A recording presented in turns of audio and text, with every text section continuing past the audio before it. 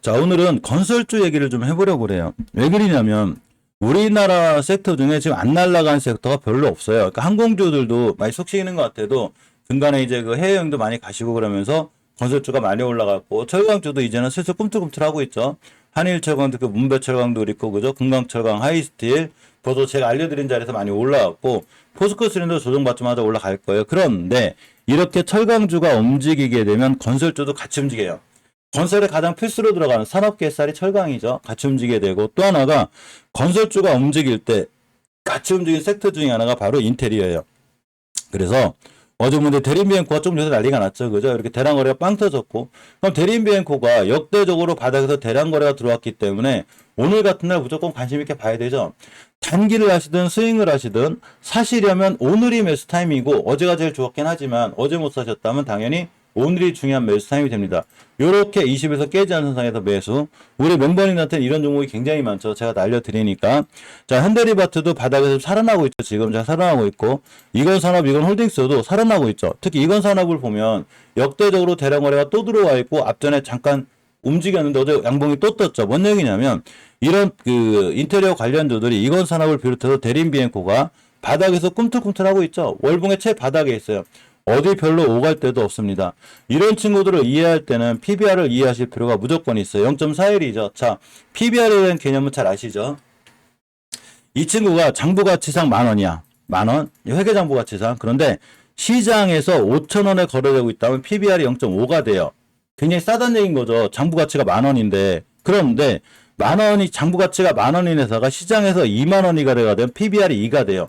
비싸다는 얘기인 거죠. 물론 이거는 절대적 평가는 아니에요. 상대적 평가예요. 예를 들면 건설, 철강 이쪽은 원래 PBR이 낮아요. 원래. 그런데 우리가 잘 알고 있는 성장주들, 그러니까 전기차도 좀 낮은 편이고 뭐 반도체라든가 IT라든가 막 로봇 이쪽은 당연히 PBR이 높아요. PBR이 제일 높은 건 제약이에요. 제약은 원체만 퍼나 PBR이 왜냐면 왜 높냐면 제약주들은 꿈을 먹고 사는 회사들이기 때문에 원체 PBR이 높은데 철강, 인테리어 얘네들은 성장주까지는 아니기 때문에 당연히 PBR이 낮아요. 즉 절대적 평가는 아니고 상대적 평가라는 거죠. 자, 그런데 어차피 낮은 건 좋은데 해도 너무 낮다면 이거는 생각보다 주식이 너무 떨어진 거예요. 회사는 멀쩡한데 단지 수급에 의해서 많이 떨어진 거기 때문에 그러한 회사들을 우리는 굉장히 잘 볼 필요가 있어요. 자, 대림뱅코의 PBR은 0.41이에요. 이 친구가 재무가 나쁠까요? 자, 시총 655억, 그죠? 매출 2,500억. 자기 시총이 몇 배냐면 4배예요, 4배. 자기 시총의 4배를 매출 올리고 있는데 현금유율이 800%, 빚이 별로 없죠. 단지 연간 영업이익이 이제 조금 좀 줄어들고 있긴 해요. 그만큼 경기 침체가 된 거죠. 그런데 해도 너무 많이 떨어졌죠. 그죠? 해도. 그러다 보니까 월봉에서 바닥을 그리고 있는 거고 이런 친구들이 바닥권에서 대량 거래가 빵 터졌다? 뭔가 있는 거죠. 그럼 이 자리에 사야지. 그죠? 20일 깨면 손절할까고. 제가 이 얘기를 어디서 했냐면 덕산아이메트라에서 했습니다. 자, 덕산아이메트에서 똑같이 얘기를 했고 이 친구가 수익을 얼마를 내줬냐면 4,400원짜리가 따블을 갔어요. 그죠? 7,800원을 갔죠. 아무것도 안 했더라면 샀다 팔았다만 하지 않았다면 다 먹을 수 있었어요. 그런데 중요한 거는 지금의 대림비행고처럼 이 친구도 두 방의 대량 거래가 빵 들어왔다는 얘기인 거죠. 누군가가 이 종목에 대한 지대한 관심이 있는 거죠. 그럼 나는 사야지. 어디서 사냐? 그냥 이런 데 사시면 돼요. 편하게.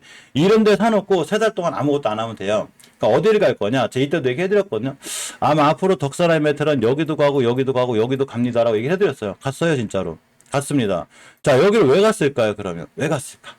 바로 이분들이 있기 때문인 거죠. 이분들은 왜 샀을까? 뭐 주식을 뭐 조작하고 막 그랬다는 게 아니라 덕산아이메탈은 반도체 관련주이면서 다양한 이슈로다가 앞으로 회사가 성장할 가치가 원래 큰 회사였어요. 큰 회사였기 때문에 누군가가 이 회사의 주식을 좋게 보고 매집이라는 걸 했죠. 아직 안 끝났어요. 덕산아이메탈은. 대신에 지금 사기는 높죠. 여기서 뭐 했냐는 거예요, 도대체. 여기서는 이거 안 사고. 그죠? 근데 멤버만 다 얘기해드렸죠. 그러니까 여기서 가만히 있었다면 이 수익. 최고 근간에 샀어도 수익률이 엄청 좋았어요. 최고 근간에 샀어도. 자, 무슨 얘기냐면 이런 친구들이 뛸지 안 뛸지 모르겠지만 최소한 대림비행코의 위치는 굉장히 월봉 바닥에서 대량 거래가 착 들어왔다는 얘기는 지금부터 우리가 이 친구를 굉장히 관심 있게 봐야 된다는 거예요. 이해하셨죠? 얘도 그립고 현대리바트도 그립고 대신에 이런 친구들이 지금 시장의 주도주라든가 엄청난 섹터를 이끌어갈 건 아니죠. 단지 그 단기적으로 보면 되는 거고, 지금 어차피 시장을 이끌어갈 건 전기차, 반도체, OLED예요. 자, 그래서 건설주를 한번 봤는데 선부토건이 근간에 난리가 났죠. 뭐 때문에 난리가 났을까요? 뭐 때문에? 바로 우크라 재건이죠. 정말로 우크라 재건 수혜를 받을지 안 받을지 모르겠지만 이 친구도 엄연히 날아가기 전에 신호라는 걸 줬어요. 자, 무슨 신호를 줬냐면 여기서 대량거래 한 방이 확 들어왔죠. 근데 저점을 찍었어요. 주식을 볼 때는 월봉 바닥에서 저점을 찍는, 최고 바닥에서 저점을 찍자마자 대량 거래가 들어왔을 때 굉장히 잘 보셔야 돼요.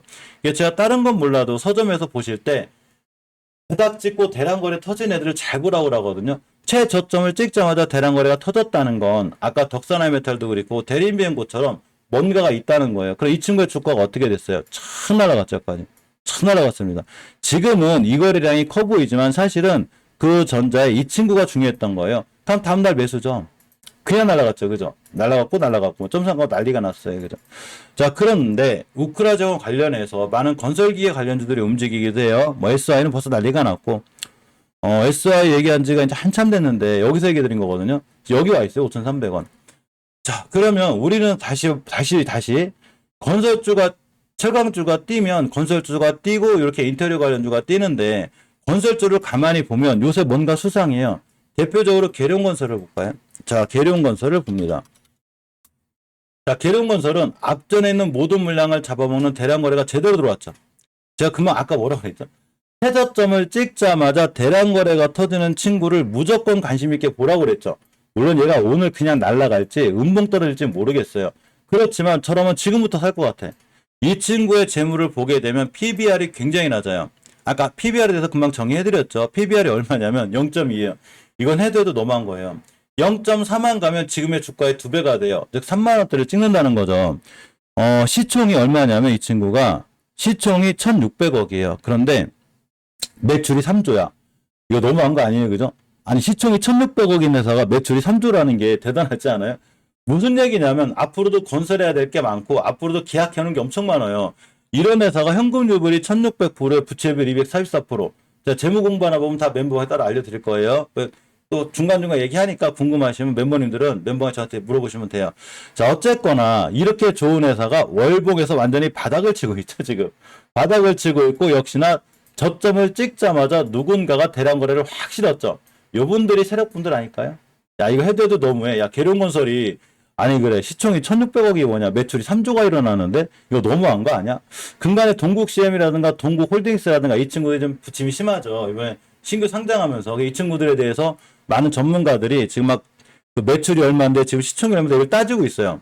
중요한 내용이기 때문에 그린 거예요. 왜 그러냐면 매출이 3조인데 시총이 1600억? 아니 아무리 10분의 1이라도 3천억 가야 되잖아요. 그러면 지금 주가의 2배를 간다는 거예요. 그럼 PBR이 0.4가 되겠죠. 그죠?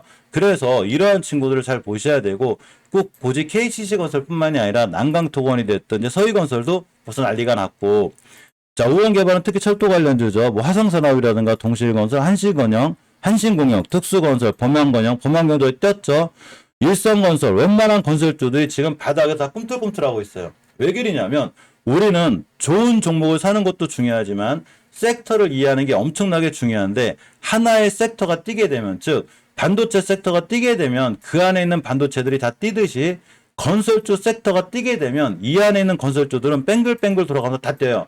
즉 웬만큼 좋은 종목만 하나 사놔도 건설주는 돌아가면서 다 뛴다는 거예요. 대신에 대형주 위주로 하지 마시고 조금 중소형주 하시는 게 좋아요. 대형주는 생각보다 꽤 느려요. 그래서 그럼 알려드린 대로 몇 가지 종목은 반드시 신경 쓰셔야 되고 특히 그 멤버님들은 제가 따로 건설주에 관련해서 모아놓은 게 있거든요. 그거 잘 보시고 어제 멤버방에서 말씀 못 드렸던 것 중에 하나 대림비행코거든요. 그래서 멤버님들은 대림비행코를 꼭 공부해보세요.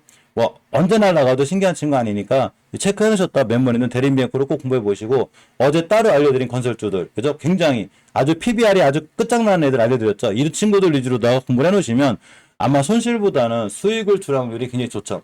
자, 다시 한번 말씀드리지만 물론 주식시장에 유술지팡이가 있을 수는 있어요. 그죠? AI가 가르칠 수도 있고 또 저 훨씬 잘하는 저보다 훨씬 많은 고수분들이 어떤 새로운 기법을 발견할 수도 있어요. 그런데 제가 생각하는 주식시장은 요술지팡이도 없고 기법도 없고 특별한 방법이 있는 게 아니에요. 아무것도 없어요. 그냥 뭐냐면 굉장히 열심히 공부한 다음에 지금 섹터가 어디로 가는지를 정확히 보는 거예요. 그러면 지금 섹터가 어디로 가요? 철강 건설 이쪽으로 가고 있죠, 지금.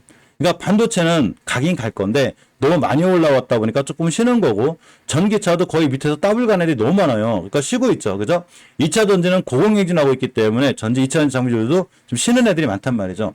이러한 빈 틈을 이용해 가지고 지금 건설주하고 우크라 채권주가 뛰는 건데, 이때 발맞춰 가지고 바로 굉장히 좋은 종목, 재무 공부하고 이 회사가 뭐 하는 회사인지 공부한 다음에 저점에서 사놓고 아무것도 안 하고 가만히 있으면 돼요. 그러면 주식이라는 게 당연히 내가 산 자리에서 30% 가기도 하고 40% 가기도 하고 더블도 가겠죠. 수익은 이렇게 내는 거예요.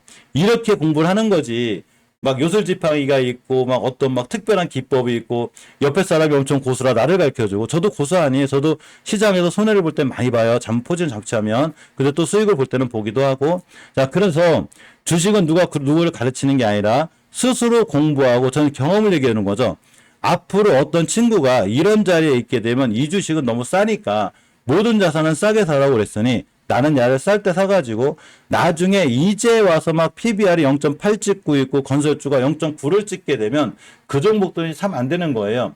평균적으로 철강하고 건설업계 PBR은 1 넘기가 굉장히 힘들기 때문에 지금 사시려면 PBR 0.2짜리, PBR 0.4짜리를 사가지고 PBR 0.89를 찍게 되면 이제는 건설 섹터가 꽤 올라왔겠구나 파시면 돼요. 그럼 사실 0.4에서 0.8을 가면 주가는 더블이 되고, 0.2짜리가 0.8을 가면 주가는 4배를 뛰게 돼요.